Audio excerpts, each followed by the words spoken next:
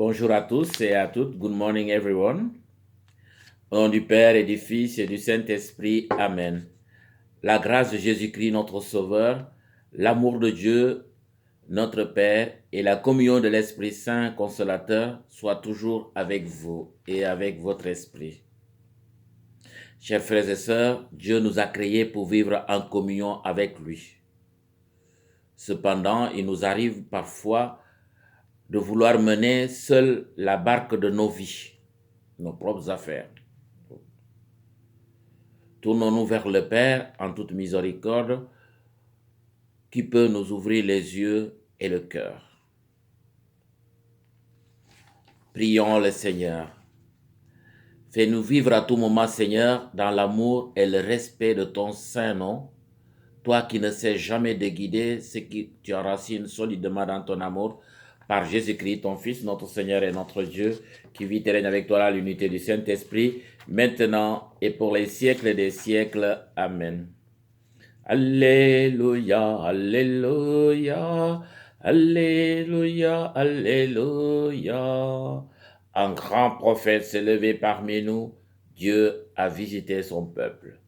Alléluia, Alléluia, Alléluia, Alléluia. Le Seigneur soit avec vous et avec votre esprit. Évangile de Jésus-Christ selon saint Marc. Gloire à toi, Seigneur. Toute la journée, Jésus avait parlé à la foule. Le soir venu, Jésus dit à ses disciples, « Passons sur l'autre rive. » Quittant la foule, ils amenèrent Jésus, comme il était dans la barque, et d'autres barques l'accompagnaient. Survint une violente tempête. Les vagues se jetaient sur la barque, si bien que déjà elle se remplissait. Lui dormait sur le coussin à l'arrière. Les disciples le réveillent et lui disent, « Maître, nous sommes perdus. » Cela ne te fait rien.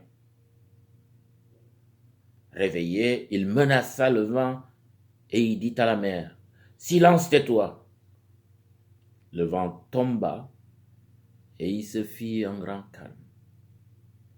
Jésus leur dit, « Pourquoi êtes-vous si craintifs? N'avez-vous pas encore la foi? » Saisis d'une grande crainte, ils se disaient entre eux, « Qui est-il donc, celui-ci, pour que même le vent et la mer lui obéissent? » Acclamons la parole de Dieu. Louange à toi, Seigneur Jésus. Bien chers fidèles, bien chers amis, après avoir prêché en parabole sur une barque, sur le royaume de Dieu, au bord de la mer de Galilée, une mer située à 200 mètres au-dessous du niveau de la mer, c'est-à-dire que cet endroit est propice aux multiples tempêtes. Il était fatigué, tanné, voilà.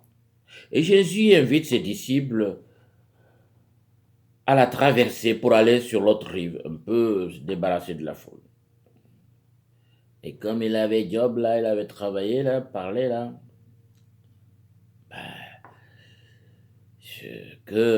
au moment de la traversée de cette mer, qui était calme au départ là, Jésus faisait la sieste, voilà, il se reposait.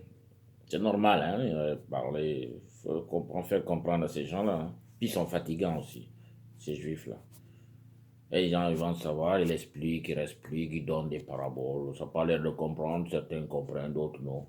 Maintenant, il a fait sa job, il doit aller de l'autre côté.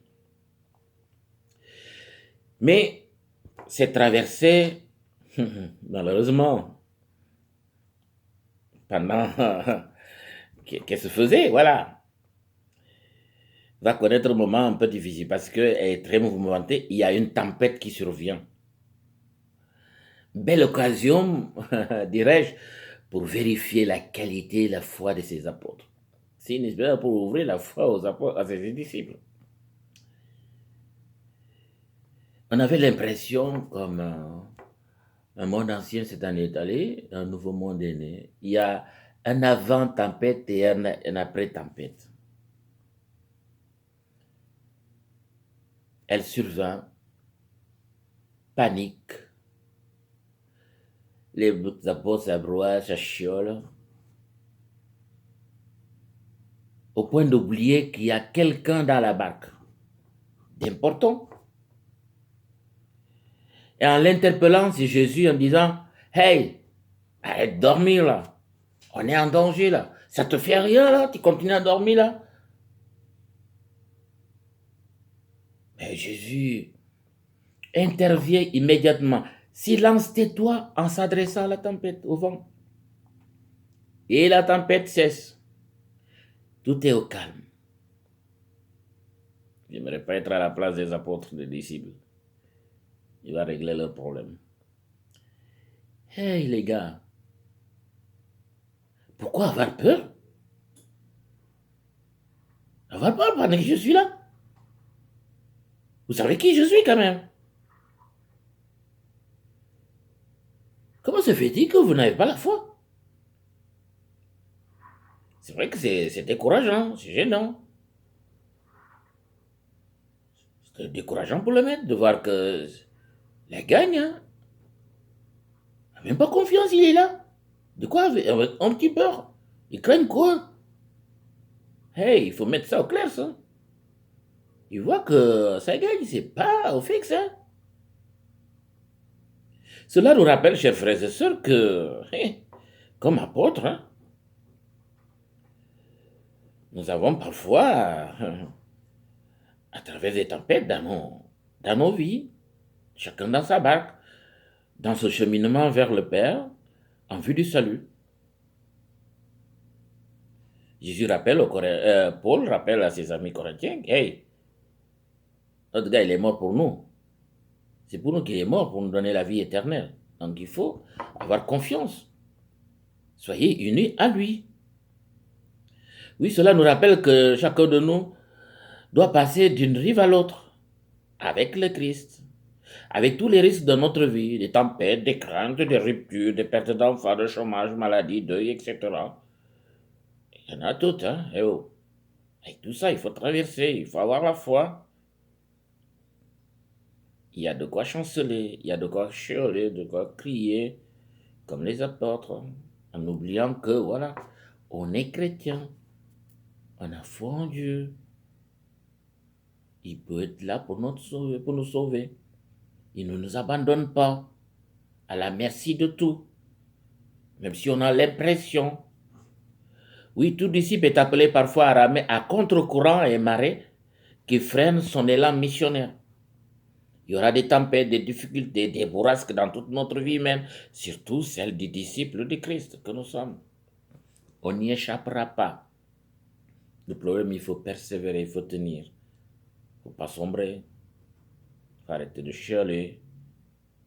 Oui, chaque disciple ou chaque communauté expérimentera ce sentiment de vulnérabilité, de l'inimpuissance. Je crois que, voilà, on ne peut rien, on est vulnérable. Oui, on est vulnérable.